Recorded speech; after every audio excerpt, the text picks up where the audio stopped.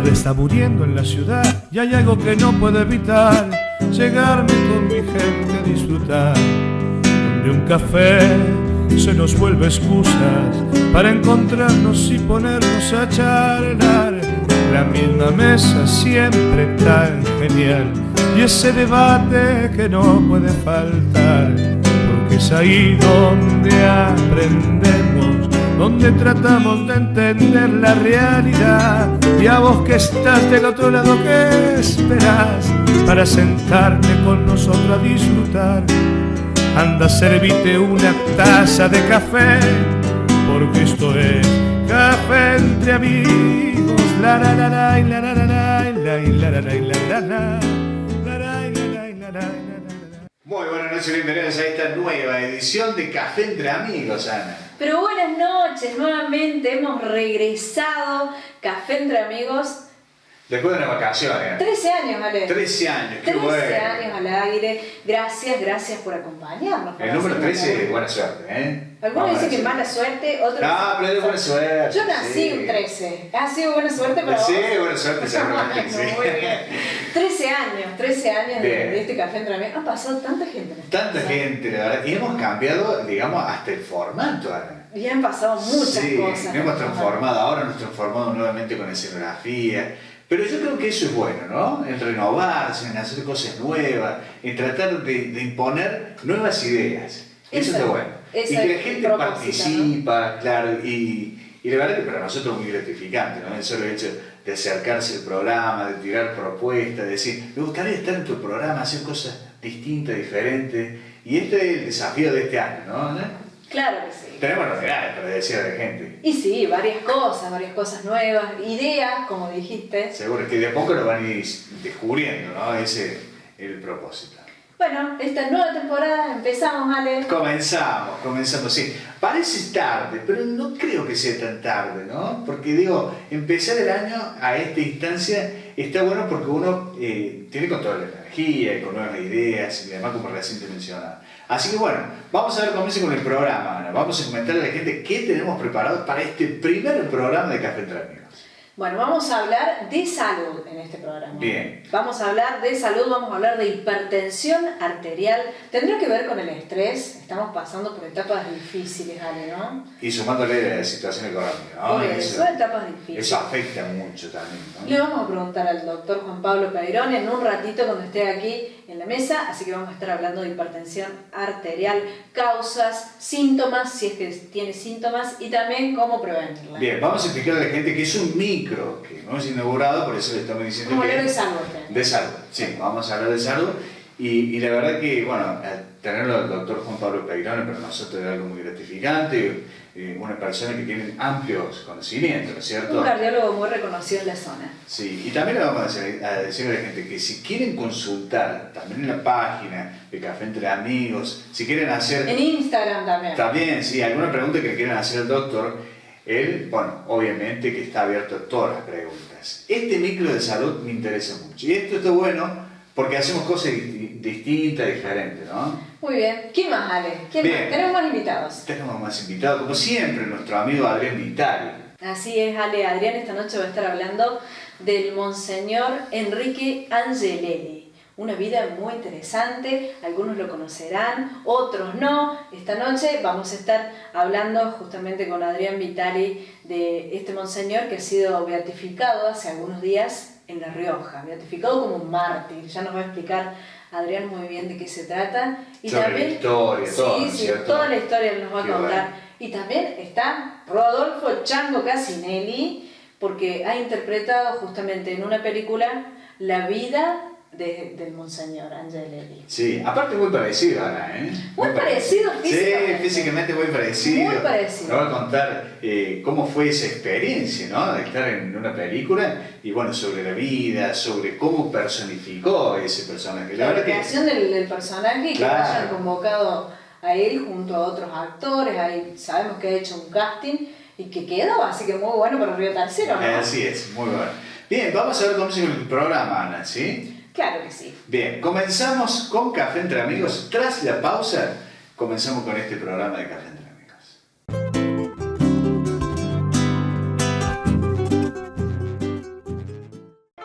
En Río Tercero existe un lugar para el hombre con estilo. Carlos Sport. La calidad y el buen gusto se amolda a tu necesidad. La mejor atención y asesoramiento. El hombre de hoy se viste en Carlos Sport. Libertad 277, Río Tercero.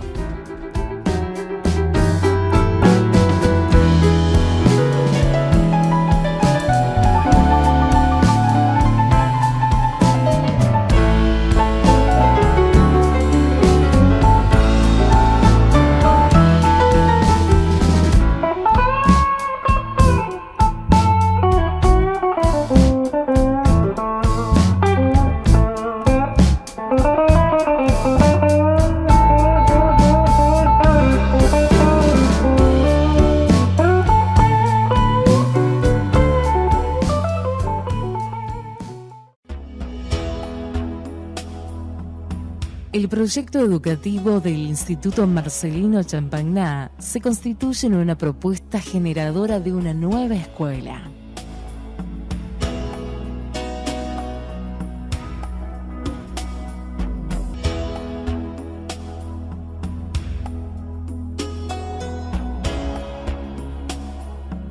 El bachiller con orientación en lenguas propicia la construcción de ciudadanos participativos, cimentada en un conocimiento reflexivo del lenguaje que habilite el acceso a campos culturales diversos, variados y desafiantes.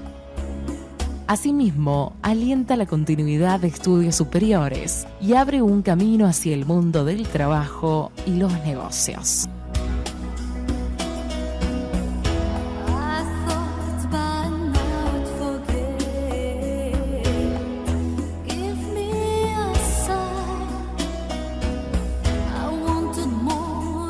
Educamos desde la presencia, estando cerca, con alegría, alentando a crecer y actuando con libertad, dando tiempo desde la cordialidad y la previsión, desde la sencillez, buscando siempre la esencia y no la apariencia. Intentamos no solo desarrollar conocimiento a través de cada uno de los contenidos específicos, sino también enseñarles a aprender a trabajar en equipo, a comunicarse y a aceptar responsabilidades.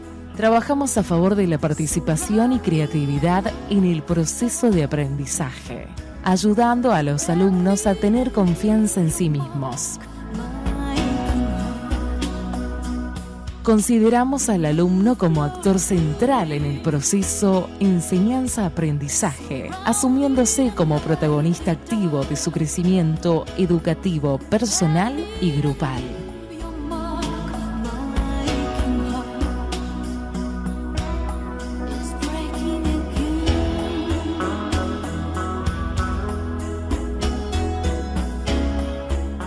La educación física y el deporte serán protagonistas en la vida del estudiante. Estas actividades no se orientarán solo a los alumnos con aptitudes deportivas destacadas, sino que involucrarán a todo el universo de nuestra institución.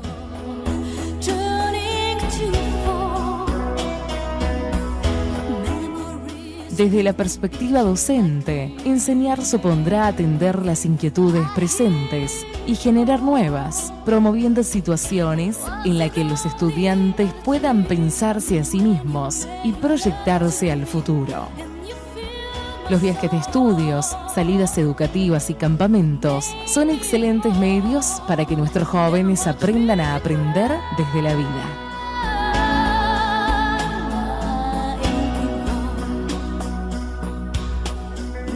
Propiciamos una pedagogía desde y para la solidaridad. Educamos a nuestros jóvenes desarrollando así su apertura hacia los otros, en el hábito de compartir su tiempo, su talento y sus capacidades.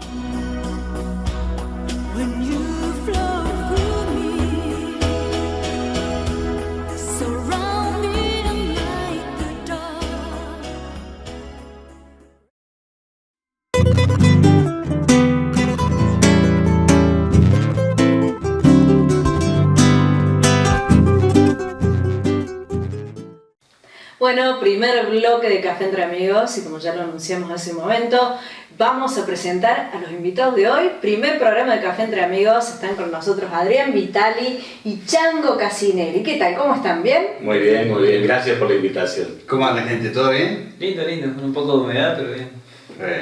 Vamos a hablar de un personaje controversial que ha generado muchas opiniones encontradas. Vamos a hablar del padre Angelelli. Vamos a comenzar por Adrián, que nos explique primero quién es el padre Angelelli y después por el Chango. Acá, actor de Río Tercerense que ha interpretado la vida de este cura. ¿Quién fue el padre Angelelli, Adrián? Bueno, Angelelli era un cura cordobés que entra al seminario, que fue rector del seminario de Córdoba, donde estudiamos nosotros.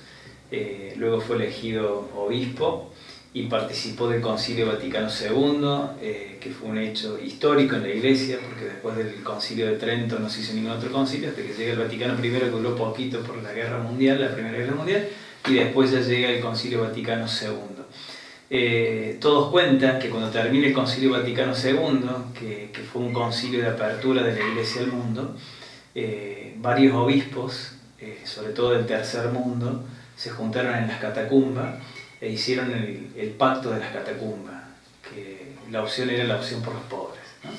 Entre esos obispos estaban Angelelli, Monseñor Saspe, Monseñor Romero, el obispo del Salvador, que también murió asesinado, y varios de esos obispos que hicieron ese pacto, todos murieron asesinados por defender, digamos, el Evangelio y la opción preferencial por los pobres. Este es el obispo que llega del Concilio Vaticano II y, bueno, por un tipo polémico, digamos, por sus posiciones, fue enviado a La Rioja, digamos, como castigo, alejado, digamos, alejado de las grandes urbes, digamos, pensando que ahí Angelelli iba a pasar al olvido y hoy lo estuvimos beatificando, ¿no? Porque un personaje que no anduvo con vuelta y siempre vivió el Evangelio con mucha transparencia. En la situación de conflicto que vivió en aquel tiempo, se le ofreció escaparse, irse, pero nunca aceptó, ¿no? Siempre decía: yo no voy a abandonar a mi gente, y el destino fue ese, que él sabía cuál iba a ser su destino también, ¿no? Pero como decía el padre Pinto al final de la misa de beatificación, que era el cura que iba con él, cuando lo asesinan, Angelelli era un tipo parco, no se bajaba del camino, había que bajarlo. Y por eso tuvieron que hacer lo que hicieron, digamos, que fue asesinarlo, ¿no? Bueno, después de mucho tiempo se lo reconoce como beato, pero como mártir, que esto es importante, porque se reconoce el asesinato. ¿Cuál es la diferencia entre beato y mártir? El mártir es el que muere por la fe, ¿no? El que da la vida por la fe, ¿no? Que atestigua con su propia vida y con su propia sangre el Evangelio, ¿no? Las verdades del Evangelio. En cambio el santo no, simplemente tuvo una vida piadosa, comprometida. Pero acá lo importante es que se demostró que hubo un crimen, que hubo un asesinato, y por eso la Iglesia los reconoce y se llaman los mártires riojanos, ¿no? Porque eran dos sacerdotes, un laico y él. Claro, primero un cura cordobés que después fue trasladado a La Rioja. Adrián, ¿y cómo era la personalidad del señor? Monseñor Angelelli era un tipo muy simple, por ahí, como decía recién Chango, por ahí se lo presenta como un tipo parco, o quizá fue lo que intentó vender, digamos, el poder en ese tiempo, ¿no? Que era un tipo comunista, rojo, como le decían el obispo rojo. Y era un tipo muy simple, llano, le encantaba relacionarse con las minorías. Cuando estaba en Córdoba visitaba las comunidades gitanas, le bautizaba a los chicos, compartía con él, le encantaba escuchar esas costumbres de estos pueblos milenarios. La verdad, un tipo cercano. Uno ve las fotos de Angelelli en el carro con la gente, o sirviéndole la comida. Bueno, eso era Angelelli, un tipo comprometido, un tipo simple y un tipo alegre, ¿no? Como buen cordobés, ¿no? que era y que son, ¿no? Qué bueno. Bueno, hablando de personalidad, ¿no es cierto? Qué mejor hablar con el Chango, actor que personificó la película. Y digo, ¿cómo comenzó este proyecto, Chango? Este proyecto comienza, como todas las cosas, por una casualidad o causalidad. No me digas. Porque la verdad que yo había hecho para esta productora Dogma, que es de Córdoba, la productora es de Córdoba, y tiene un productor riojano que es quien hace el enlace para que el gobierno de La Rioja cubra los costos de esta película. Entonces yo había hecho unos cortos para uno de los chicos y bueno, él me habla y me dice que querían hacer una película, que me querían ver Y yo justo en ese momento estaba por estrenar una obra de teatro que postergué, que dicho sea de paso, ahora el 15 de junio se vuelve a poner en escena, que se llama ¿Quién me cambió la maleta?, una comedia como las que hago yo. Y entonces digo, estoy muy ocupado. Bueno, dice, te van a ir a ver lo mismo. Entonces me vinieron a ver 3 productores, uno de La Rioja, y me dijeron que era para hacer La vida de Angelelli. Cuando me dijeron que era para La vida de Angelelli, en el primer momento dije, sí. Hablé con mis compañeros, dije, vamos a postergar el estreno. Y bueno, así mismo tuve que ir a un casting. Yo creía que ya estaba, pero no, me dijeron, tenés que ir a un casting para que te conozca el director y para estar entre otros actores. Ellos ya venían buscando al actor para que protagonizara a Enrique Angelelli. Entonces fui, quedamos en ese momento 2 para la parte final, y se nos hizo un casting separado uno del otro, y bueno, y quedé yo.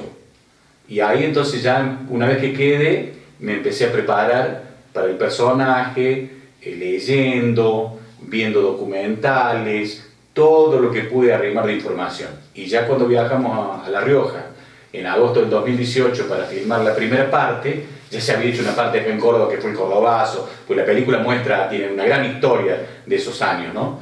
Y entonces allá conocí a Rafael Cifre, que era un joven de la parroquia, un joven colaborador, que incluso Angelelli le salva la vida y lo tiene 7 días escondido en la catedral, y después lo manda fuera del país para que no lo maten. Entonces con él, charlando con él, como decíamos recién aquí con el amigo Vitali, yo lo conversaba un poco en privado. Nosotros teníamos con el director la idea de un tipo parco, de un tipo que estaba preocupado, pero era un tipo muy como los cordobeses somos, risueño, de contar cuentos, y entonces descubrimos que era un tipo alegre, y ahí terminé de armar el personaje, cómo caminaba, cómo hablaba, y bueno, pude interpretar a esta figura que además, cuando lo conoces, lo amás. Ves un tipo preocupado mucho más allá de la iglesia, por la gente, un tipo preocupado por la pobreza, por la diferencia social. Tal es así que una de las primeras cosas que él hace cuando llega a La Rioja, ve que los bancos de la iglesia tenían una chapita donde estaban los nombres de las familias que aportaban y se sentaban, tenían los lugares ya predispuestos. Lo primero que hace es sacar toda esa chapa. Tenían lugares como comprados, digamos. Qué bárbaro, ¿no? Claro. Privilegiado, claro. Es la gente Sí, que compra el banco y que son los aportantes. Son los aportantes. Bueno, él hizo sacar inmediatamente eso. Somos todos iguales, digo. Somos todos iguales, y empezó a traer a la gente más pobre. Esos se fueron de la iglesia y empezaron a hacer la guerra en otra capilla, con otro cura. Se van a la competencia. Sí, pusieron un diario, el diario El Sol, directamente para hablar mal de él. O sea, hicieron todo lo posible, porque además él formó una cooperativa, le enseñó a la gente que se podían juntar, que podían trabajar juntos y dividirse las ganancias. Era comunismo. Claro, entonces la gente no se le iban a hacer fácil. No se le iban a hacer fácil. Entonces ese personaje que vos empezás a conocer y a amar, y después a interpretarlo, porque viste, uno se mete en la vida del obispo, empezás a conocerlo, empezás a sentir como él, y con el director el director que se llama Nicolás Acosta, un joven de 25 años que es un tipo que labura muy bien, que ya tiene premios por otras películas, un tipo que trabajamos juntos en el personaje.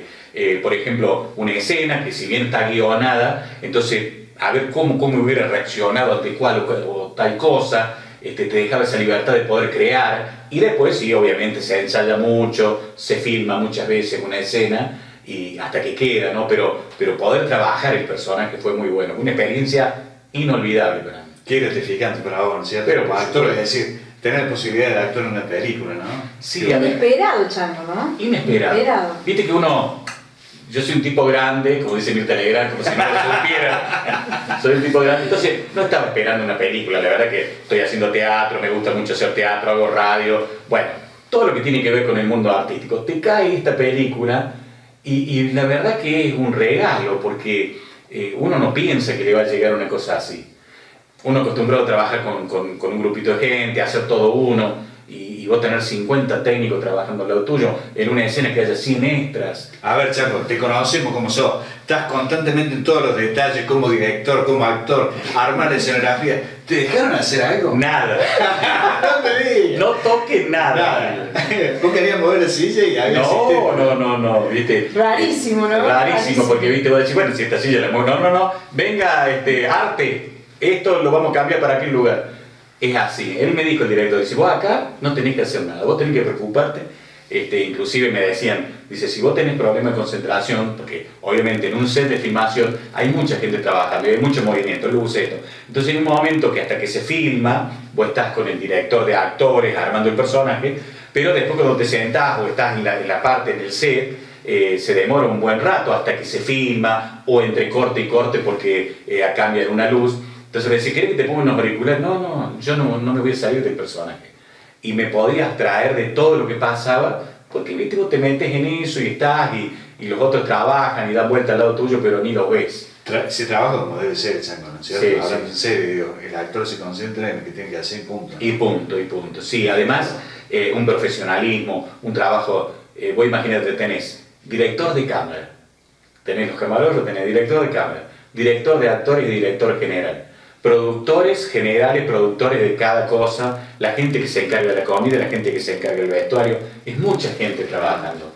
Y se trabaja con mucho tiempo de anticipación. Vos llegas a un lugar que ni sabes dónde vas a ir porque te toca una escena, bueno, en una casita, y llegas ahí, vos ya ves que ya ellos estuvieron antes preparando todo.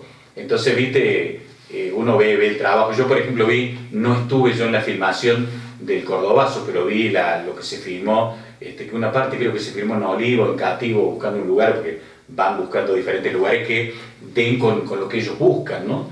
Y en un momento yo vi esa filmación y vos ves unas escenas extraordinarias, cómo se trabaja, cómo trabajan la imagen, cómo trabajan el sonido, bueno, es un trabajo muy, muy profesional. Chango, ¿cuál fue la escena que más te costó? Si hubo alguna que te costó más. No que me costó más, quizás hay una escena que yo comentaba recién fuera de cámara, que es una en donde Angelelli recibe la llamada, en donde le avisan telefónicamente que lo han asesinado al laico, que es Wenceslao Pedernera, y lo matan frente a la familia. Esa escena está en la película. Entonces yo tengo que recibir el llamado y tengo que, obviamente, imaginarme que del otro lado me están contando que los han matado. Entonces esa escena tengo que llorar y obviamente es una escena donde la cámara se va acercando y voy cambiando el rostro y voy lagrimeando y lloro. Y esa escena se filma como 20 veces, como mínimo. Y las 20 veces lloré. Claro, te queda gente que no era algo artificial, que por ahí le dicen, bueno, te ponen alguna vida. No, porque además te compenetras tanto. Sin gotitas. Me ofrecieron en un momento que alguien, le digo, no me hace falta.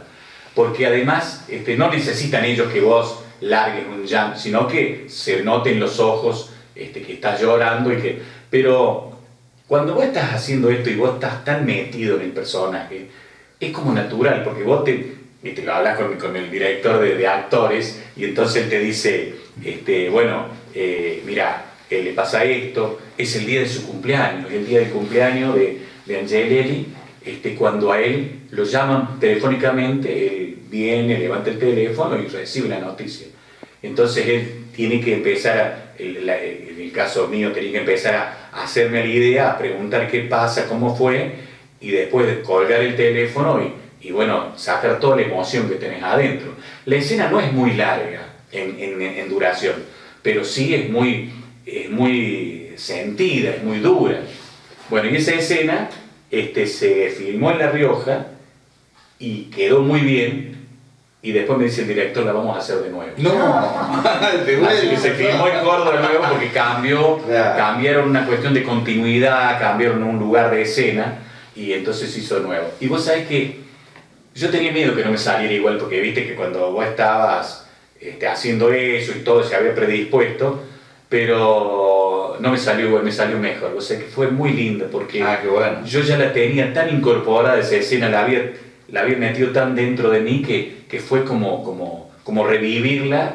Inclusive le pusimos algún matiz más, ¿no? Alguna cosita más que me pidió el director y que tenía que ver cómo me movía, cómo quedaba derrotado por esa noticia, ¿no? Qué bueno. Bueno, esa es una gran escena, pero hay un montón, hay escenas en donde en una parte lo paran el obispo que va con la camionetita esta, que después es la que muere, pero otro día, y lo bajan los militares y lo empujan contra la camioneta con el fusil, y los actores de Riojano, en un momento no me querían maltratar porque, viste, era dura la escena. Claro. El director pedía más, entonces me dice, yo no podemos, es muy duro. Y le digo, no, háganlo como tienen que hacerlo, porque Claro. yo no puedo. En un momento me empujan y yo tengo que largar las manos y poner contra la camioneta. Entonces, si esa escena no tenía la violencia, me dice uno de los riojanos, es muy violento lo que estamos haciendo. Y es violento, le dice el director, le digo, háganlo. Y la verdad que después lo hicimos y fue una escena dura, una escena donde al tipo lo bajan de la camioneta, le piden documentos, lo empujan como para palparlo de armas, sabiendo que era el obispo. No era que no lo conocían, lo hacían adrede para amedrentarlo. Y estas cosas son muy duras de verla. Pero la película también tiene algunas cosas para suavizar toda esta violencia. Así como hablamos hace un ratito con Adrián de que el cura era muy alegre, y también se le ponen escenas donde se lo ve a él cocinando, en la cocina de la parroquia, con Carlos de Dios Muria y con el otro cura francés que es Gabriel Longueville. Entonces se los ve cocinando, alegres, divertidos, charlando, en otra escena tomando vino, haciendo... O sea, se ve parte de la vida que también se quiere mostrar para que la película no sea tan pesada en todo momento. Pero hay escenas muy fuertes. Claro. Alguien revolucionario para la época, ¿verdad? Y un adelantado. Y estaba muy involucrado con los sindicatos, ¿no es cierto? En realidad era lo que pedía el Concilio Vaticano II, Claro.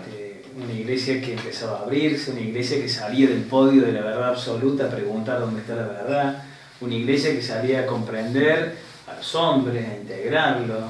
El Vaticano II, que todavía no se pudo poner en práctica, es uno de los grandes textos revolucionarios de finales del siglo pasado. Los que intentaron vivirlo, bueno, no terminaron muy bien, pero bueno, hoy hay una iglesia que los empieza a reconocer, porque la verdad que Angelelli ni siquiera nosotros cuando estudiamos en el seminario se lo podía nombrar. Angelelli. No, eso No se lo podía nombrar, no se podía recordar la fecha. era mala palabra. Sí, no se podía. Estaba tildado de comunista, ¿no? El 4 de agosto, que es el aniversario de la muerte de él, es justo la fiesta de los párrocos, que es el día de San Juan de Vianney, el patrono de los párrocos, y a él no se lo podía nombrar. Jamás, desde que yo tengo uso de razón de cuando rezamos todos los años, esa misa jamás se lo nombró él, digamos, ¿no? Como párroco y más, y como cura cordobés, y como ex rector del seminario y como ex alumno, digamos, no era cualquier cosa. Yo veía que también, lo hablábamos esto un ratito fuera del micrófono, que por ahí yo noto que el Papa Francisco, que uno ve algunas cosas que está haciendo, y en este caso beatificar, con toda la contra que tiene, porque se han hecho un montón de cosas y han enviado miles de cartas al Papa para que no lo beatifique, y yo pienso que en el pensamiento es muy parecido, tendrán sus matices, y yo creo que, por ejemplo, en ese tiempo de la iglesia dividida entre los que estaban con los militares y los que estaban del otro lado muy fuerte, como Angelelli y otros, estaban los que estaban un poquito en el medio, me parece que era Bergoglio, estaba en el medio, que se salían un poco de colaboradores, de conciliadores entre unos y otros, me parece. Adrián quizás lo explique mejor. Digo esto porque en algún momento en la película nosotros hacemos una escena donde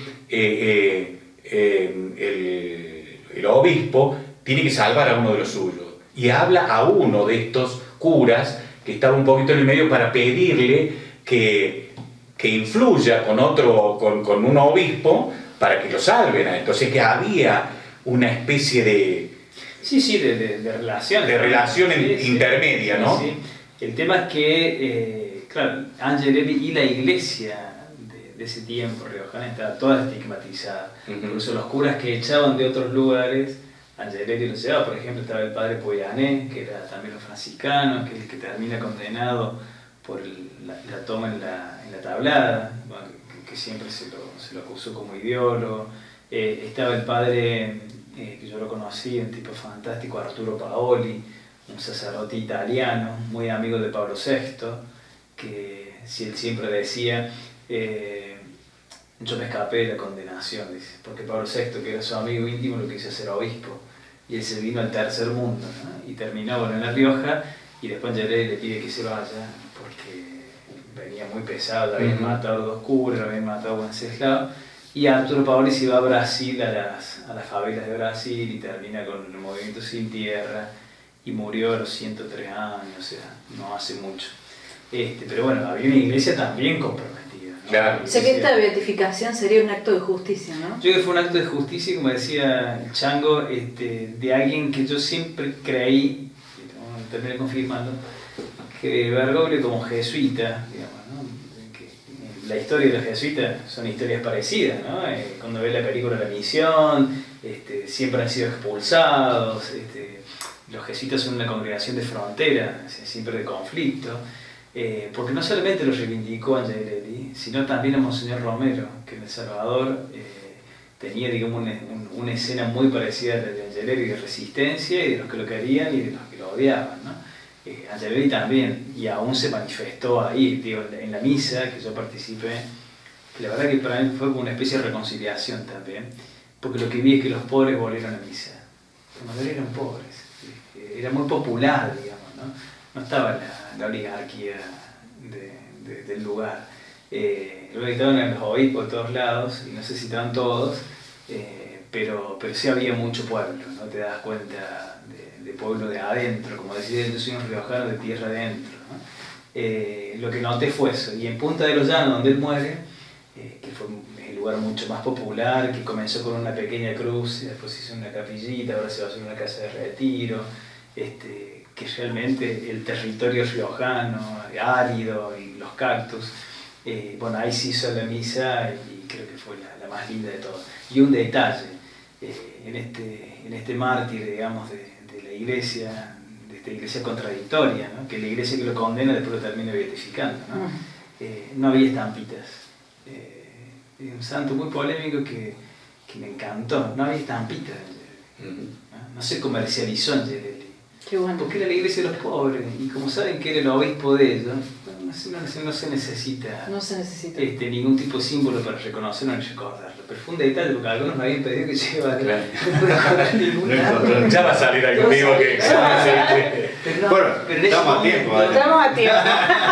Vamos a hacer. Le saco una foto. Claro. Aparte es parecido el Chango, la verdad. Sí, bueno, ahora no estoy con el pelo, pero sí, la verdad que estaba viendo la foto, digo, Sí, por favor, un poco, parecido. digo, bastante parecido, digo. Sí. Característica del personaje que sale con un grabado, ¿no es cierto? Grabado los pájaros. Grababa los pájaros, andaba con un grabador a cinta, ¿no? y grababa también el testimonio de la gente. Y escuchaba mucho. Lo que me marcaba mucho el director, que por ahí teníamos una charla, viste, que se hacen un poquito, tenés un guión, pero después que te dejan jugar un poquito con la charla, y él me decía, cuando hablaba con alguien, un pobre, él escuchaba mucho, escuchaba cuál era el problema, los escuchaba, los palmeaba, estaba cerca, pero era de escuchar mucho. Bueno, la frase de él que es hermosa, se llama "con un oído en el pueblo y el otro en el evangelio". Bueno, Angelelli fue eso, ¿no? Que escuchó el pueblo, pero también escuchó la justicia del evangelio, y se comprometió por eso y murió por eso. Y dijo, yo no vengo para que me sirvan, sino para servir. Y él cuando llega a La Rioja, que él dice, me siento un riojano más y vengo, o sea, él vino a poner su vida cuando él sabía que lo iban a matar, y cuando él saca lo que puede y los hace ir, porque sabía que él hablaba mucho de una espiral, él decía que era el centro de una espiral, en donde que el centro lo buscaban a él, Sí. pero que si él se iba, lo demás se caía todo, que fue pasando, le fueron matando a todos los de alrededor. Entonces él buscaba salvarlos a eso. Y cuando le preguntan a él, pero ¿y vos no te vas a ir? Y él dice, no se van a meter con un obispo. Pero él sabía, él lo decía irónicamente, pero él sabía que lo iban a matar, sabía que... Me llegó la bola. Sí, pero él no se quería ir, incluso él se había ido, en un momento se fue, y volvió fue porque llevó a gente, hizo salir gente del país, en un momento que es una parte que queda para una próxima película, me dice el director, que es filmar cuando él saca... Ya está gestionando la 2. Ya estamos gestionando la 2. Y él me dice que no, se quiere hacer una... Hasta Netflix no para. Porque hay una parte que no está en la película, que es cuando él saca a mucha gente, las llevan escondidos al puerto, los hacen salir del país, porque la cosa está... Obviamente una película tiene una parte de la historia que se cuenta, y hay mucha cosa para contar que ha quedado. Obviamente, no sé si se va a hacer otra parte o no, pero esta parte trata de contar cómo él era, o sea, más allá de la historia que se cuenta, porque se cuenta lo del Cordobazo, qué pasaba en ese tiempo, cómo era el trato, cómo era la iglesia, un montón de cosas que tienen que ver con la historia, también mostrarlo a él como persona, cómo era con sus amigos, cómo era con la gente, un poco traerlo a que la gente que no lo conoció conozca cómo era el obispo. La precuela, entonces. Claro. El lugar de la muerte, ¿no es cierto? En la parte judicial, teóricamente en un accidente. Y eso fue la historia oficial. La oficial. Pero hizo un accidente y la justificación de los obispos católicos era, y Angelelli siempre manejó mal, así que era probablemente que hubiera sido un accidente. Claro.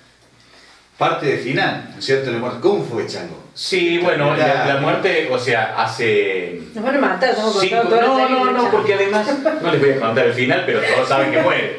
Pero hace 5 años, cuando se hace el juicio y que terminan condenando a Benjamín Menéndez y a Estrella por la muerte de Angelelli, obviamente toda la gente que no había hablado y que no se animaba a hablar, hoy en día hay gente que no se anima a hablar, hablaron, había gente que obviamente sabía todo, estaban los camilleros, sé que hay gente que había participado de recogerlo, de ir a buscarlo, y después terminan exhumando el cadáver para comprobar lo que había dicho la gente.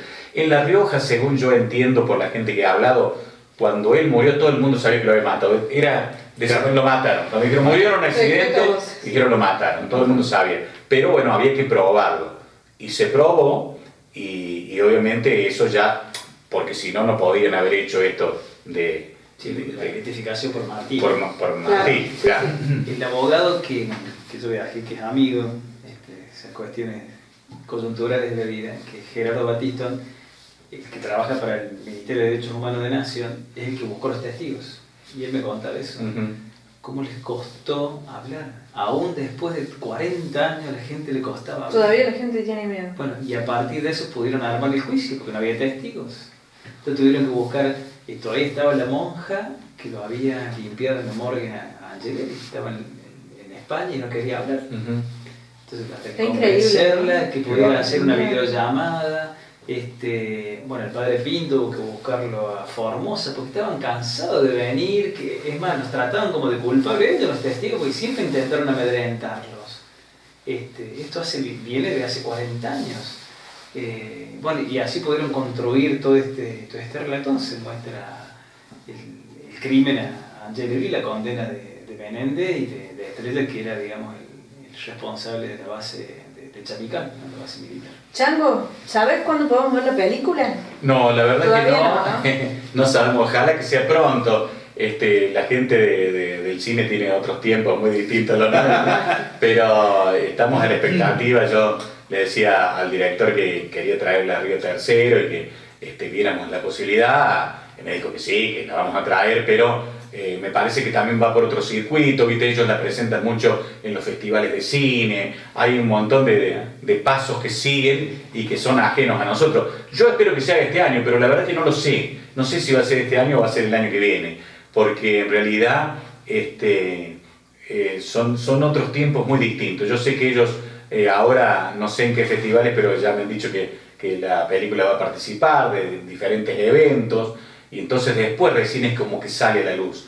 Tiene que primero participar como antes de que la vea la gente, así que es posible que vaya por ese circuito primero y después sí la pueda ver la gente. Yo espero que sea. Acá todo el mundo me pregunta cuando ven las notas, que dice, ¿cuándo se presenta? ¿Cuándo se presenta? Y no hay forma. Para colmo no me pude robar nada, ¿viste?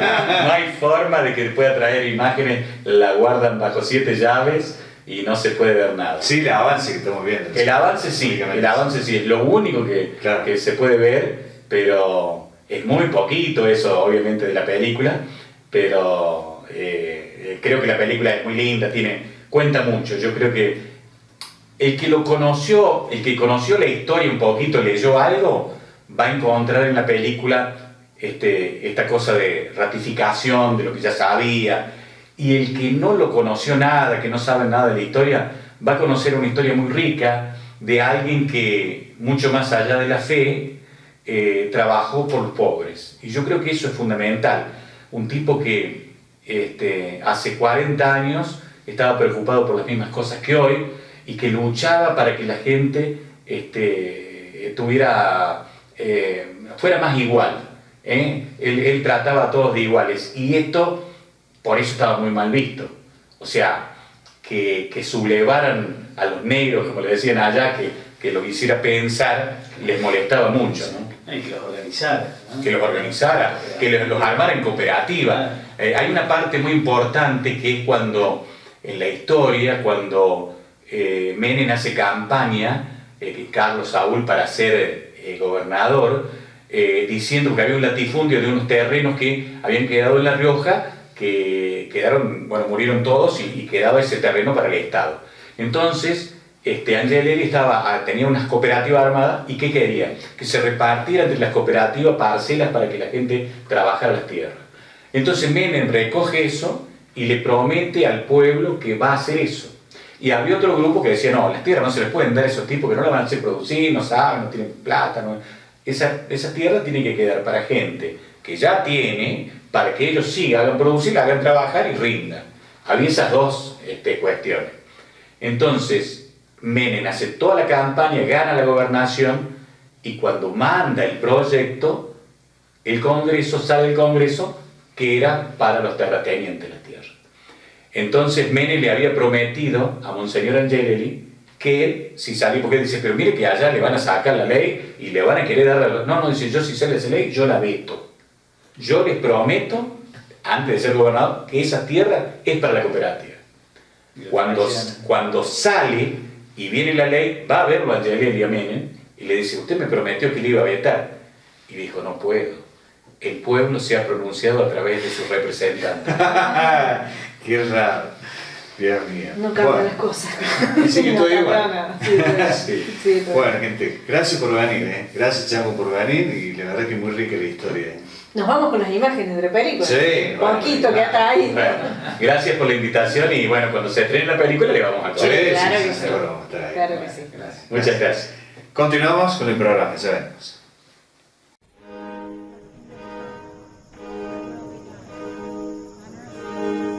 Queremos exclamar gozosa y sencillamente: cantamos felices al Señor porque ha obrado y obra maravillas en nuestro pueblo riojano, porque miró con afecto de Padre nuestra pobreza y debilidad, porque hace sentir la fuerza de su brazo misericordioso, porque llama a la reflexión a los soberbios de corazón, para que todos vivamos intensamente en la vida de todos los días nuestro tincunaco riojano.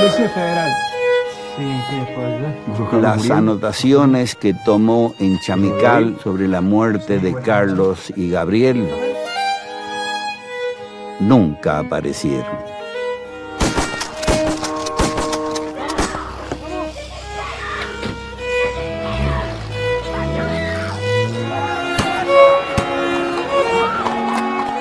Podrán callar la voz del obispo.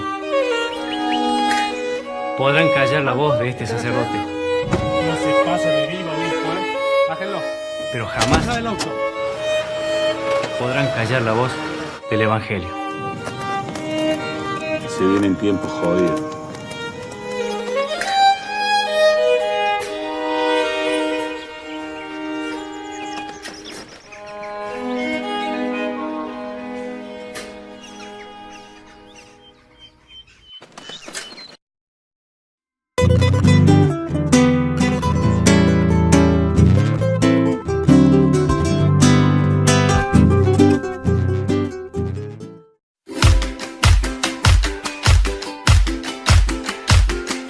En mi juventud no fui un puntero político. Me dediqué a estudiar medicina para formarme y atender y cuidar a la comunidad.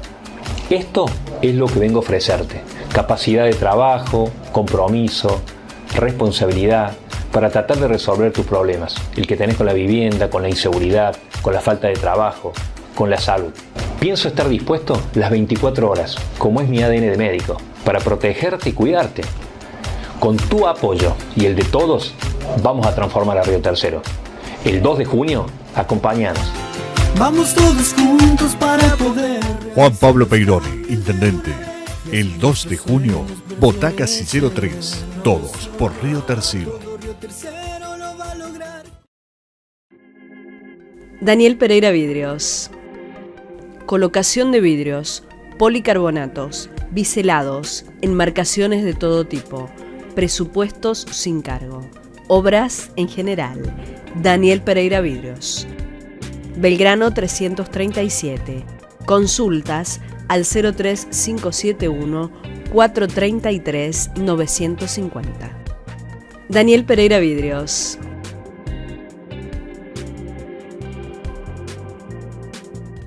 En este espacio dedicado al arte del dibujo vamos a estar hablando sobre el retrato y la caricatura. ¿Cuáles son las diferencias? El retrato es la copia fiel del modelo, ¿sí? Y la caricatura es exagerar algunos rasgos que nos llaman la atención, que sean protagónicos, ¿no? Entonces, en base a eso, nosotros vamos a tratar de virtuar el rostro, de hacerlo más grande, más gracioso, y podemos jugar también con la parte corporal, ¿sí? Cómo se para, cómo camina, y dándole forma a esta caricatura, ¿sí? Vamos a tomar un ejemplo. Supongamos, si se encuentran 3 retratistas, los dibujos van a ser muy similares al modelo porque la copia es fiel, ¿no?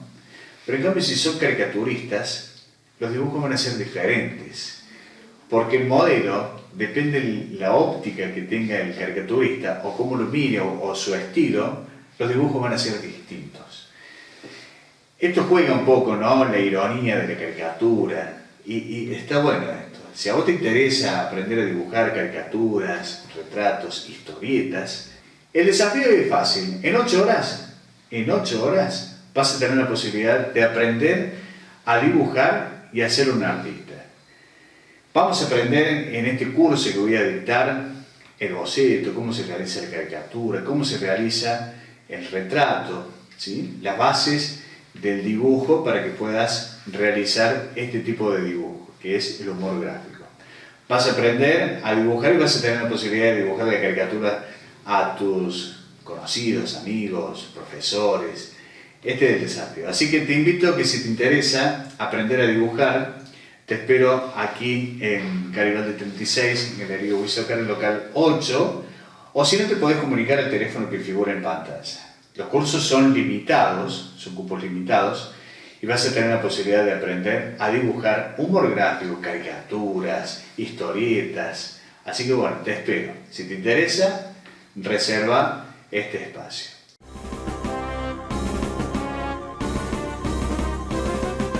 Si querés aprender a dibujar, en 8 horas te convertís en un gran artista.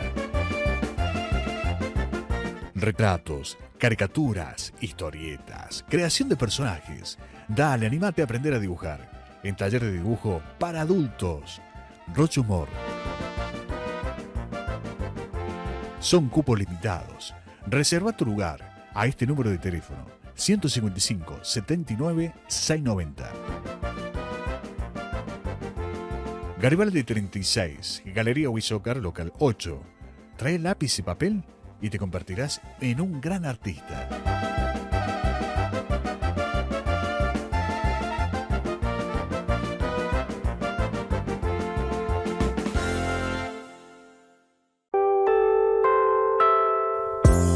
Llegó la temporada otoño-invierno y Antonio Piubela y los PP la recibieron con toda la moda.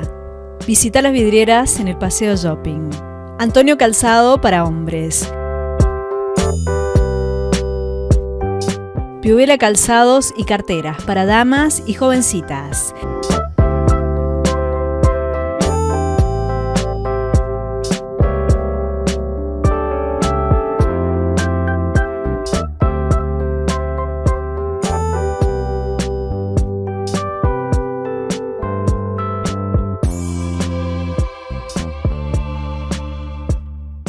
y los PP para niños. Todos en el Paseo Shopping. Las mejores marcas y calidad. Visita sus vidrieras.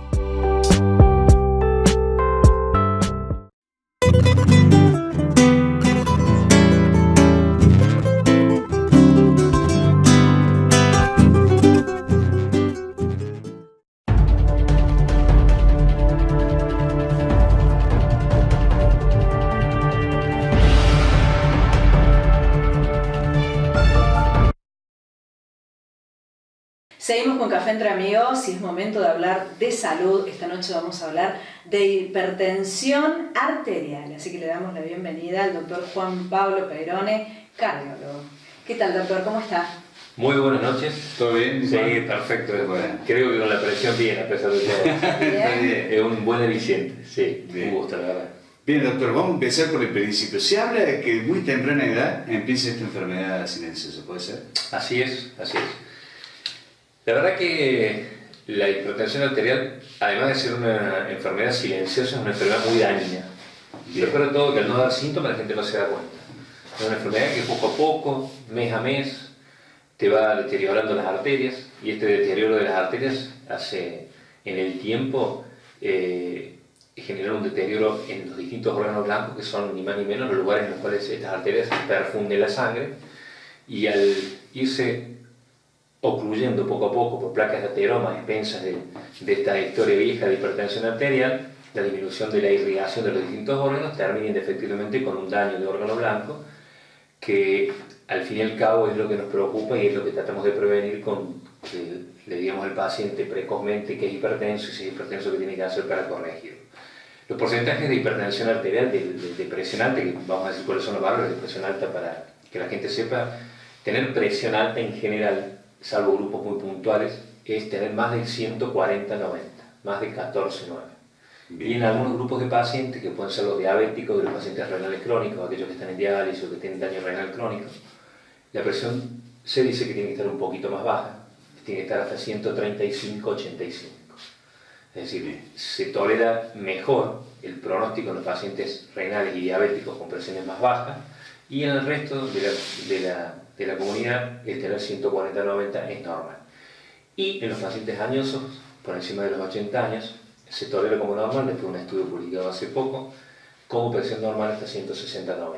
Cuando vos tenés más de 80 años, la misma rigidez vascular hace que el manguito del tensiómetro, cuando vos le tomás la presión al paciente, sense presiones que en general la presión intravascular, o sea, de la sangre que circula por las arterias es más baja, pero como la arteria está dura, transmite hacia el tensómetro un valor que en realidad no es real, sino que está sobrevaluado, por eso tomar hasta 16,9 en un paciente añoso también se considera normal.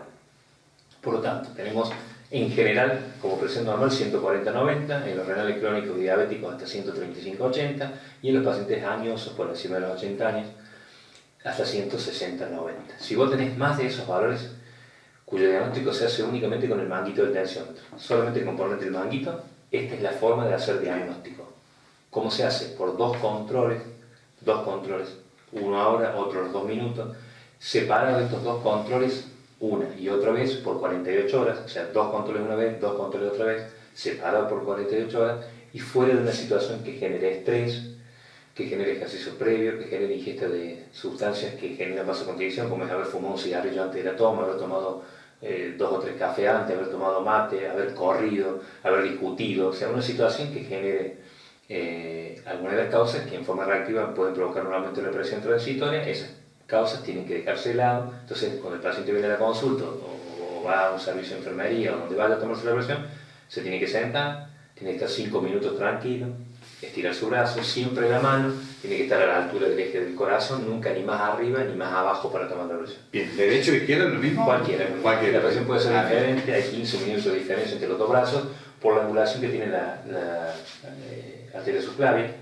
Entonces, el tener una diferencia de presión de 10 milímetros es normal, y ahí vos preguntarle, bueno, ¿cuál es la presión? ¿La del brazo izquierdo o la del derecho? O sea, acá tenemos 10 más que acá. La presión que sea la más alta. Ah, bien. ¿Estamos? Y para clasificar la hipertensión también pasa lo mismo. Cuando vos decís que un paciente, por ejemplo, tiene 16, 8. 16 es alta, pero 8 no. Entonces, ¿ese paciente es hipertenso? Sí, tiene hipertensión sistólica. O sea, si uno de los dos valores, tanto el máximo como el mínimo, está por encima de los valores, ese paciente es hipertenso, por más que tenga uno de los dos dentro de rangos normales. Puede pasar algo distinto que tenga 130, 100. Entonces ese paciente también es hipertenso, tiene hipertensión diastólica, pero es hipertenso. ¿Está? 2 minutos. Sí, 2 minutos. ¿Por qué? Porque vos llegas, discutiste con la secretaria afuera del consultorio, te sentaste apurado, te tomamos la presión, te relajaste 2 minutos en la camilla, te volvimos a tomar la presión y esa presión, en lugar de tener 150, 95, tenés 130, 80. Me pasa todo el tiempo. Cambia. Sí. Bien. La presión es muy lábil, o sea, los valores de presión son absolutamente reactivos y son lábiles. Un paciente, mucha gente viene y consulta y dice, yo tengo 13,8, después tengo 12,7, después tengo 14,9. Es normal.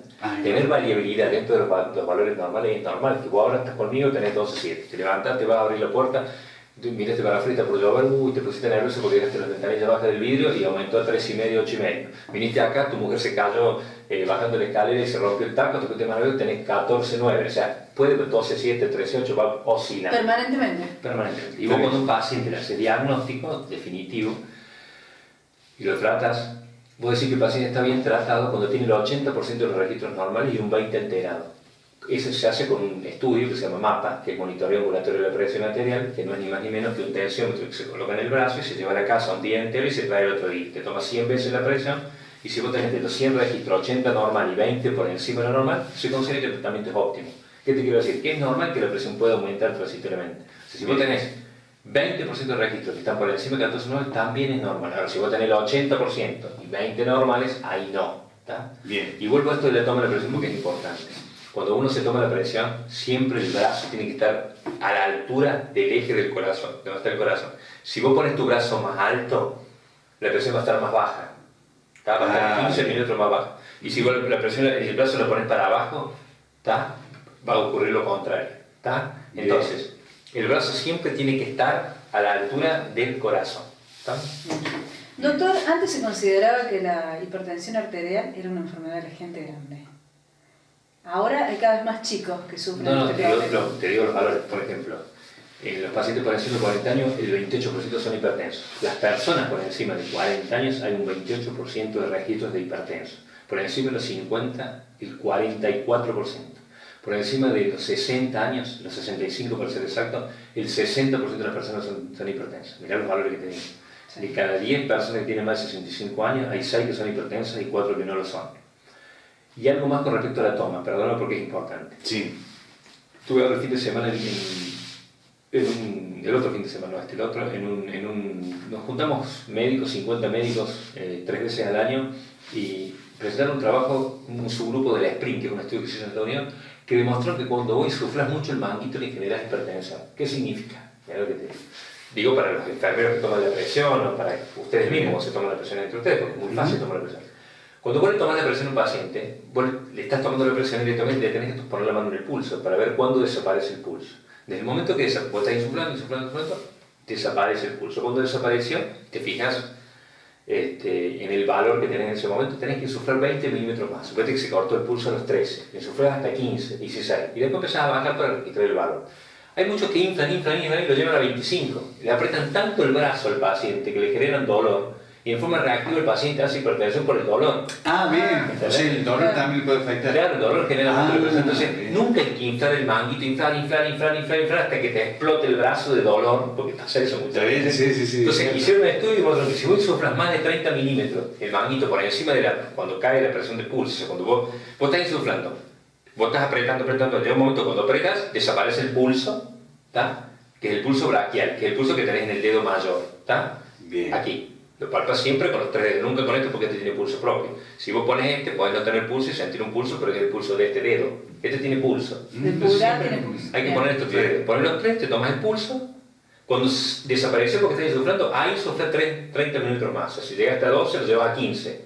Cortas y dejas de deslizar hacia abajo el desinflado del manguito. Y ahí vas a tener. Pero si vos lo llevas a 20 o 25, el paciente va a tener a lo mejor 30 milímetros más porque le empieza a doler y le aumenta la presión. Entonces, nunca hay que inflar el manguito, pasa todos los días. ¿Viste? Y sí, no, digo, me llama la atención porque muchas veces los pacientes cuando llegan, seguramente que te ha pasado, dice, doctor, yo me lo medí en casa y tenía un determinado valor. Pero cuando llego acá, cuando me lo va a tomar usted o cuando estoy frente a la presencia de usted, se me sube la presión. Eso es otra cosa. Eso se llama hipertensión de guardapolvo blanco. Ah, no me diga. Claro, esa es la hipertensión, es la presión alta que tiene el paciente cuando entra al consultorio, lo ve al médico, se pone nervioso y la presión aumenta. Pero te cuento que esa hipertensión, o sea, esos valores de presión alto, también son nocivos, porque está demostrado que los pacientes que tienen hipertensión de guardapolvo blanco, o sea, que tienen presión alta apenas llegan, cuando el médico apenas los ve, después los deja en reposo, los tiene ahí 10 minutos, habla pavadas, y cuando le vuelve a controlar la presión, presenta normotenso. Esa es la hipertensión de guardapolvo blanco, o sea, que tiene la presión alta cuando recién llega y ve al médico se pone nervioso. Y después en el registro posterior, a los 5 o 10 minutos, tiene valores normales, 12 y 7. Esa se llama hipertensión de guardapolvo blanco. Bien. Hay distintas presentaciones. Te cuento, hay hipertensión oculta. O hay ¿sabes lo que es hipertensión oculta? No, a ver, es bueno explicarlo. La hipertensión oculta es el paciente que tiene hipertensión en su domicilio y no tiene en el consultorio. Entonces viene el paciente 12-7, 12-7, trae los registros y tiene 18, 18, 18. Se da lo inverso. También hay esos pacientes. Por eso toda esta forma de presentación. ¡Qué raro! ¿Sí? De la hipertensión hay que diagnosticarla con el mapa. Monitoreo ambulatorio de la presión arterial. Ese aparatito que te dije yo, que se coloca en el brazo, lo estamos usando todos los días. Yo tengo 3 aparatos y los tengo todos los días colocados en el paciente, porque la forma, hoy por hoy, y te digo, en los distintos países que hemos visitado, donde nos hemos formado y todo, hoy el diagnóstico de hipertensión, más allá de esto que dije al principio, los 2 controles separados por 2 días, hoy el diagnóstico se hace con el mapa, con el monitoreo ambulatorio de la presión arterial. Ese aparatito que mide 100 veces, apretas un botón en la computadora, lo descargas y la computadora te dice todo. Te dice, este paciente es o no es hipertenso, este paciente tiene presión. Porque además es muy importante el descenso nocturno. El paciente que durante la noche no le baja la presión tiene 10 veces más chance de hacer un ACV hemorrágico que un paciente que tiene descenso nocturno. O sea, el paciente que se va a dormir, fíjate vos, y que cuando se duerme se relaja y la presión le baja normalmente, ese paciente se llama patrón Dipper. Es un descenso normal, descansa bien durante la noche, baja la frecuencia, baja la presión arterial. Es como que a la noche estamos cuidando nuestro corazón y nuestro sistema cardiovascular. Pero hay pacientes que no hacen eso. Durante la noche siguen taquicárdicos, tucu, tucu, tucu el corazón, y la presión está altísima. O sea, siguen con los mismos valores que durante el día. Se llama patrón non-Dipper, o sea, que no desciende durante la noche. Esos son los candidatos número 1 a hacer ACV hemorrágico. ¿Y cuándo se puede presentar el ACV? ¿En el día o la noche? Depende. Y preferentemente la hora de presentación, igual que el infarto, es a la mañana cuando se levanta. Cuando se levanta. Es el ritmo circadiano, porque es a la mañana cuando vos abrís tus ojos y te pones en contacto. Yo lo veo en los holters de presión y los holters de frecuencia cardíaca. La frecuencia está en 60. Abren los ojos las personas y la frecuencia aumenta 30 latidos por el simple hecho de abrir los ojos.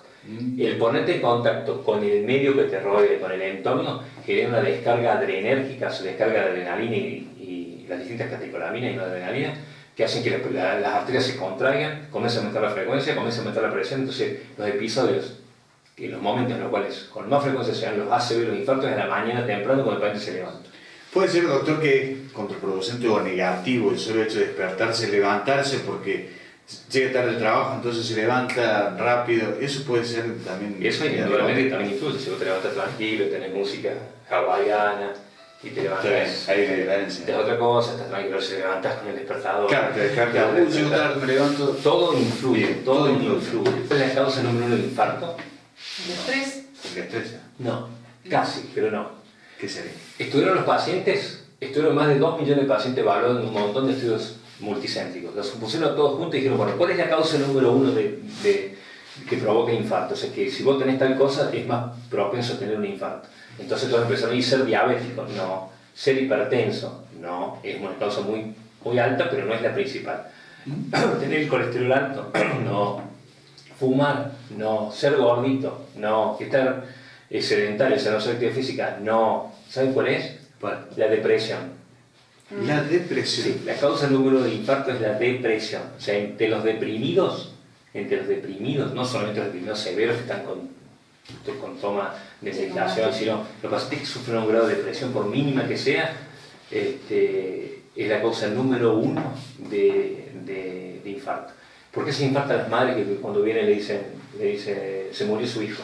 En una terapia intensiva sale un accidente y están las madres, hay muertes súbitas. Claro, antes noticias lo he visto yo, en Favaloro me pasó una vez, una madre de 40 y algún años, que el chiquito de 12 años lo había atropellado un auto, lo internaban en la fundación, salimos, le dijimos, la madre dice una muerte súbita, lo reanimamos como 3 horas, al final salió, genera vasoespasmo por descarga de catecolamina. Las arterias, por más que no tengan placa de colesterol ni nada, empiezan a hacer espasmos, y en algunos casos, como son situaciones extremas, como es este caso, el espasmo, vasoespasmo, que se llama, que el espasmo coronario no deja pasar la sangre, entonces sufre una isquemia, es una falta de irrigación del músculo, y el paciente sufre una taquicardia ventricular, que es una arritmia, hasta que el corazón se paraliza. Claro.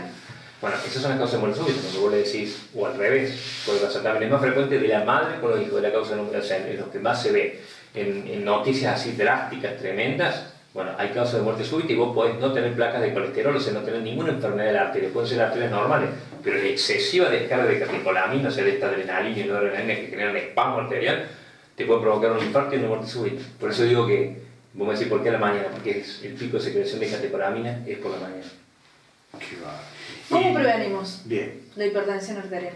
¿Cómo lo podemos prevenir? Bueno, no comiendo con tanta sal, lo menos que se pueda, no más de 5 gramos por día, no estando gordito, mientras más flaquito mejor. Cada 10 kilos que vos bajas, la presión solo baja 10 milímetros. O sea, si vos tenés todos los días 15, pesás 80 y bajaste a 70, te baja 14. Y si bajaste a 60, te baja 13. Por cada 10 kilos de sobrepeso, baja la presión 10 milímetros. Está haciendo actividad física, pero actividad física en serio. Esos que van a caminar y toman mate con uno y paran y caminan 15 minutos hablando con la vecina. ¿Qué sería actividad física en serio? ¿Caminar 45 minutos con la regla de las 3P, como me enseñó Favaloro en el consultorio. Me dijo, usted dígale siempre que cumplan la regla de las 3P. Placentero, progresivo, programado. Placentero, que la actividad física sea algo placentera, cualquiera. ¿Te gusta el padre? Te gusta ir a la pileta climatizada que arriba del suelo? Vas. ¿Te gusta andar en bicicleta? ¿Te gusta subir al champaquito? Buscar lo que te guste te genera adherencia. Por eso yo te digo que tu actividad física tiene que constar, de que el despertador suene a las 7 de la mañana todas las mañanas. Vos te levantes, te cambies, salgas a trotar y tengas que ir y dar 7 vueltas al paseo del riel y capaz que lo hagas 2 veces, la tercera vez, por más que hayas tenido un infarto o la actividad física sea sí o sí necesaria, no lo vas a hacer porque no hay constancia. No hay voluntad. Claro. Entonces, 45 minutos 3 veces por semana de algo que te guste primero. Después algo programado. ¿Qué significa programado? Que se organiza durante la semana en tiempos cuya duración provoque en la semana un esfuerzo físico, pero, como digo recién, en distintos días de la semana. O sea, de nada sirve de que vos el sábado a la tarde quieras hacer gimnasia de las 2 hasta las 10 de la noche, supliendo que no hiciste el lunes, ni el martes, ni el miércoles. Eso no sirve, al contrario, es peor. O sea, no hagan eso porque no ayuda de nada. Entonces, hay que hacer los lunes 45 minutos, los jueves y los domingos. Los lunes 3 veces por semana 45 minutos. Se hace una hora mejor, lo mínimo 45. Y lo otro tiene que ser progresivo. Empezar con poquito y empezar a progresar en intensidad. Yo siempre digo, o dicen los que saben, que vos tenés que llegar a la ducha muy cansado, que te cueste levantar el jabón para bañarte. Eso es el signo de que estás cansado. Entonces, la actividad física es esa, es algo que te guste, que sea progresiva, que sea programada, que tengas continuidad, que es lo más difícil. Es mucho más fácil tomar una pastillita todas las mañanas y ahí se regulariza el tratamiento. No, el tratamiento consta de muchas cosas, no solo las pastillitas, que sería lo último que le damos a los pacientes, sino sacar la sal, no tomar exceso de alcohol. La nicotina es un vasoconstrictor tremendo, o sea, todos los fumadores tienen casi 80% de hipertensión arterial, salvo los que hacen EPOC, enfermedad pulmonar, eso no, porque le baja la presión del ventrículo derecho, entonces no aumenta la presión, pero en general los fumadores tienen hipertensión arterial. O sea, sacar la sal, no fumar en serio, no estar gordito, hacer actividad física, no excesos de los simpáticos miméticos, que son el café, que son el alcohol, que son el mate en exceso, que son la teína, mateína, cafeína, todas las teínas. ¿Teína también? El exceso. ¿Qué sería exceso? 1 litro. 1 litro. Sí. Si vos tomás 2 o 3 cafecitos por día, si tomás medio vasito de vino tinto, sabes que tiene una sustancia antioxidante que evita, que parece la vitamina E, que evita que se oxide el colesterol LDL y que el colesterol malo, que se te pegue las arterias. Bueno, hay tanto para hablar. ¿Quiénes son más propensos, las mujeres o los hombres? Hasta los 55 años son más propensos los hombres, porque las mujeres tienen la protección estrogénica. Ah, bien. O sea, tienen los estrógenos. Cuando entran en menopausia, la pérdida de los estrógenos hace que aumente el riesgo vascular. Y ahí se equipara. Por ejemplo, a ver, un hombre de 60 años que es hipertenso y que tiene un infarto, tiene una mortalidad, depende del infarto, si es anterior, inferior, depende de la arteria que se ocurrió, por decirte un número, a ver, del 10% de mortalidad relacionada al infarto.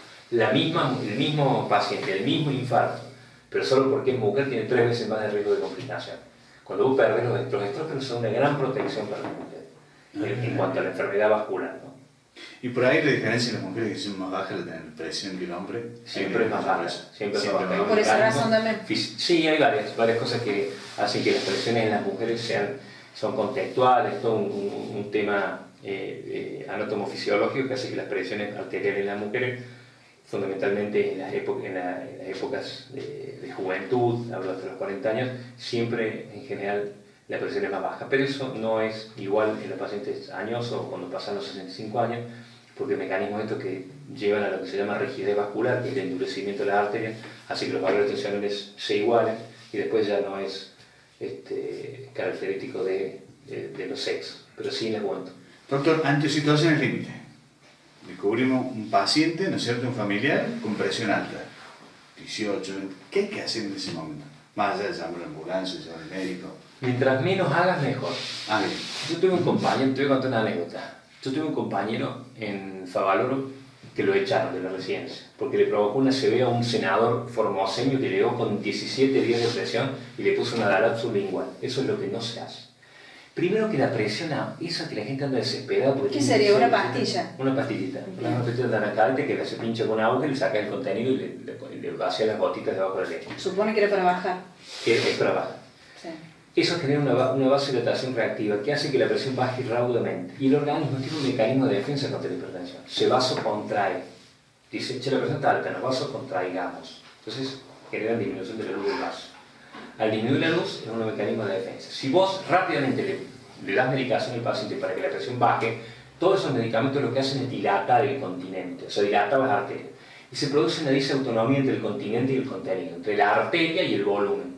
Si vos rápidamente dilatas, le cuesta llenarse de vuelta. Se genera una isquemia secundaria, o sea, al no tener sangre suficiente para llenar ese vaso que se ensanchó en forma abrupta, sí. La sangre es tan poquita que no llega a llegar al final del territorio para perfundir el cerebro, por ejemplo. Entonces el paciente lo que hizo esto, le dilató tan rápido la arteria, no llegó a darle el tiempo necesario que hizo que se generó una isquemia en la arteria silviana y el paciente hizo una ACV. Desde ahí nunca más movió la mano, la pierna. Ay, terrible, ni habló. Terrible las consecuencias. Por eso de que la gente anda desesperada, porque una cosa es la urgencia hipertensiva, que es el aumento de la presión sin ningún daño. O sea, que solo aumenta la presión, te puede doler un poquito la cabeza acá en la región occipital, que es el lugar que duele, o la emergencia. La emergencia sí se trata. Emergencia es cuando la hipertensión te amenaza la vida. Por ejemplo, estás haciendo una ACV y tenés la presión 200. ¿Cómo nos damos cuenta que estamos haciendo una ACV? Bueno, ¿por qué? ¿Complicado el tema o no? No. Suele haber avisos, que son lo que se llama crisis isquémica transitoria. Cefalia recurrente, inmovilidad de la mano o la pierna durante algunos segundos. Cefalia recurrente sería dolor de cabeza recurrente en la zona occipital. Recurrente todos los días. Sí, que va pasando.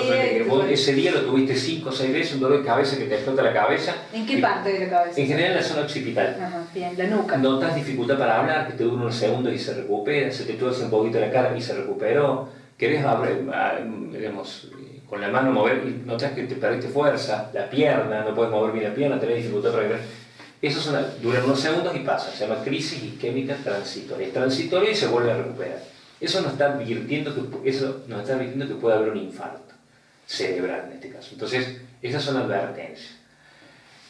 En general, hoy no decimos más que son accidentes, son eventos buscados, porque es un accidente si vos no supieses que con un montón de cuestiones podés prevenirlo. Claro, con toda la si vos sos un burro, no haces nada para prevenirlo, vos lo estás buscando. Si yo salgo a la ruta con un auto, borracho, ¿me entendés? Soy miope y no me puse los lentes, claro.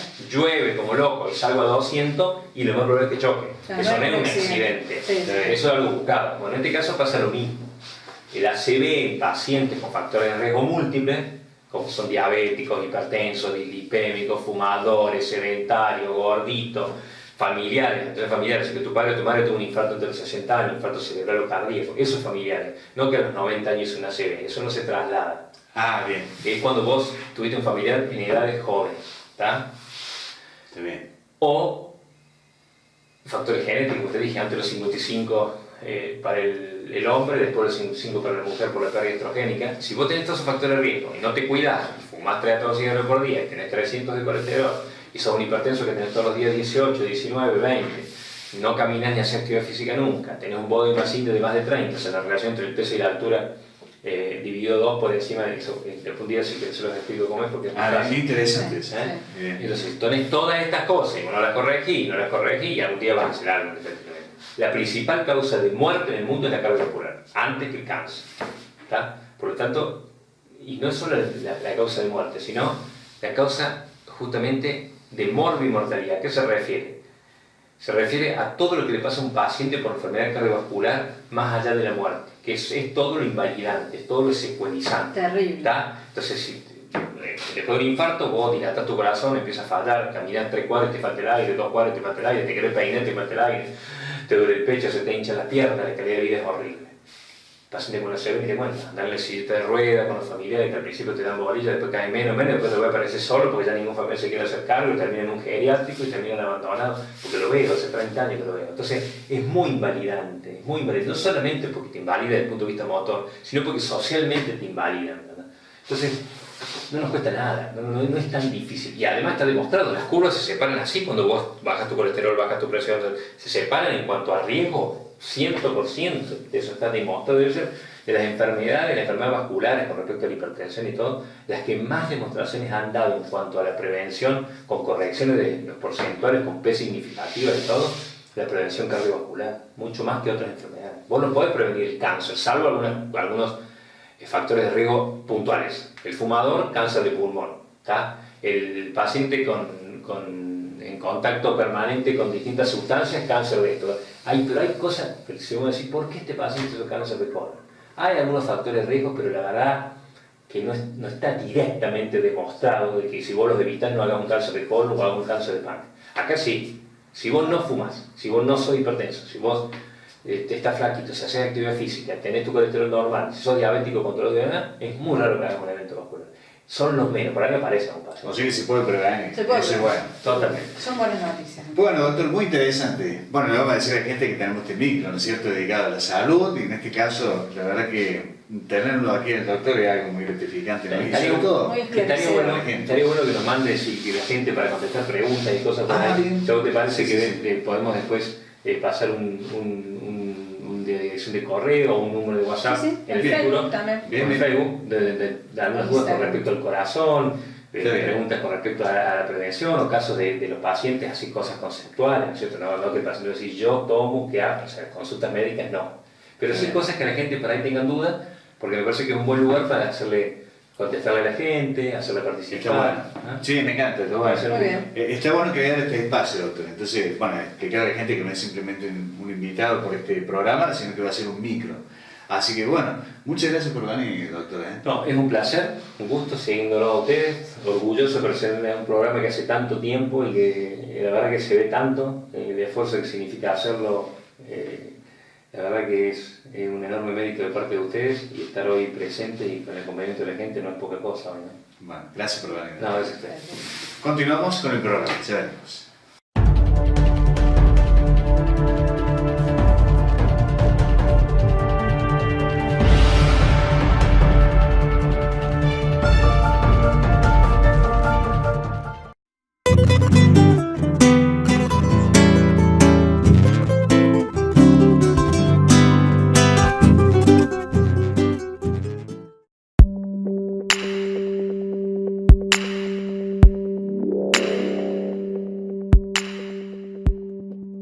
Paul McCartney, la biografía por Philip Norman. En esta obra, Philip Norman narra los hechos menos conocidos, busca las claves y revela los secretos. Nada escapa a la minuciosa indagación de Philip, lo público y lo privado, las luces y las sombras, los éxitos deslumbrantes y los amargos fracasos. Mujeres insolentes de la historia de Felipe Piña. Hicieron historia igual que muchos hombres, pero a ellas se les mezquinó la memoria de sus actos. Tardaron en aparecer en los libros, en las revistas, en los manuales de la escuela, en las conmemoraciones. En esta obra, Felipe Piña las reivindica. Estuvieron a la altura de una historia que luego las arrumbó en un costado. Fueron las insolentes en ese mundo. Imagina de John Lennon, ilustrado por Jean Julian, con prólogo de Yoko Ono, con letra de la inmortal canción de John Lennon y creado en colaboración con Amnistía Internacional. Este libro conmovedor se atreve a imaginar un mundo de paz. Gaturro a lo Grande 5, por Nick. Gaturro a lo Grande 5 trae nuevas anécdotas, más humor y las ideas más ocurrentes de Gaturro y sus amigos. Cuentos del mundo entero de Antología Villiquen. Cuento del Mundo Entero es una recopilación de hermosas historias que sobrevivieron a través del tiempo y recorrieron el planeta generación tras generación, enriquecidas por aportes de cada cultura reunidas en este libro. A estos títulos y muchos más los encontrás en Librería Elsa Ginés, San Martín 35, Río Tercero.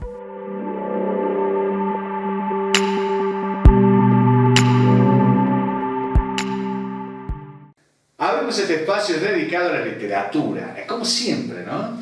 Así es, Ale, vamos a ver cuáles son. Bueno, siempre decimos las propuestas que tiene Librería Elsa Ginés. En este caso tenemos una sola propuesta. Una sola Librería Elsa Ginés. Nos ha mandado con sinceramente el libro de Cristina Fernández. Sí, así es. Que si bien ha salido hace pocos días al mercado, ya se han vendido más de 200.000 ejemplares en el país. Ha sido un suceso. Y también ha sido un suceso acá en Río Tercero, con más de 100 libros vendidos. Sí. Comentaba Ricardo que lo están pidiendo de toda la zona, no solo de Río Tercero. Así que empezó con 20. Sí. Empezó y con un público distinto, ¿no es cierto? Tanto aquellos que lo apoyan y los que no lo apoyan también, ¿no? Para saber qué dice el libro. Atención. Y no sabemos, Gabriel. No se sabe. Estudio de mercado, a ver si lo compran los kirchneristas, los macristas, los indecisos. Pero lo compran todo, impresionante. También quieren saber qué dice el libro. Así ya saben, aquellos interesados tienen que ir urgente porque es impresionante lo que decían el dueño de la librería, ¿no es cierto? Así es, tienen que ir en este momento hay stock, así que tendrían que ir corriendo mañana de mañana. Y si no, bueno, lo encargan y Ricardo se los va a traer. Y este libro lo van a ubicar en Librería Elsa Ginés, ¿verdad? Sí, Ale, en San Martín 35, aquí en Río Tercero.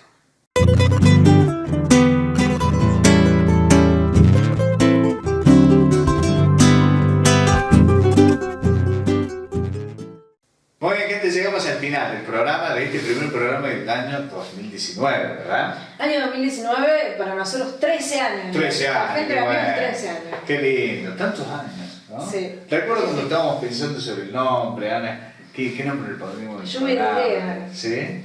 Qué lindo. Kiara nos preguntaba los otros días, Sí, ¿verdad? ¿Cómo claro. habíamos hecho? Kiara era muy chiquita cuando arrancó. Era muy chiquita, sí. Así que bueno, para nosotros es algo muy lindo. Y bueno, seguir como siempre aquí en la pantalla y con cosas nuevas, ideas nuevas. Y bueno, nosotros siempre traemos cosas nuevas, cambiamos la escenografía, cambiamos con nuevas ideas, porque ese es el tema, ¿no? Así es. Bueno, gracias nuevamente por estar ahí del otro lado. Bueno, nos estaremos viendo la semana que viene, como siempre, aquí en Café Entre Amigos. Chao. Hasta la próxima.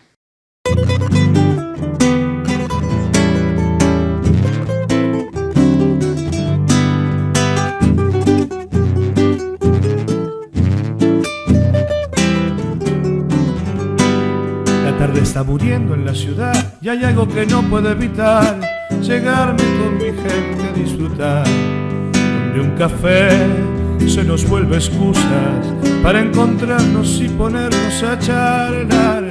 La misma mesa siempre tan genial y ese debate que no puede faltar, porque es ahí donde aprendemos, donde tratamos de entender la realidad. Y a vos que estás del otro lado, ¿qué esperás para sentarte con nosotros a disfrutar? Anda, servite una taza de café, porque esto es Café Entre Amigos. La la la la la la la la la la la la la.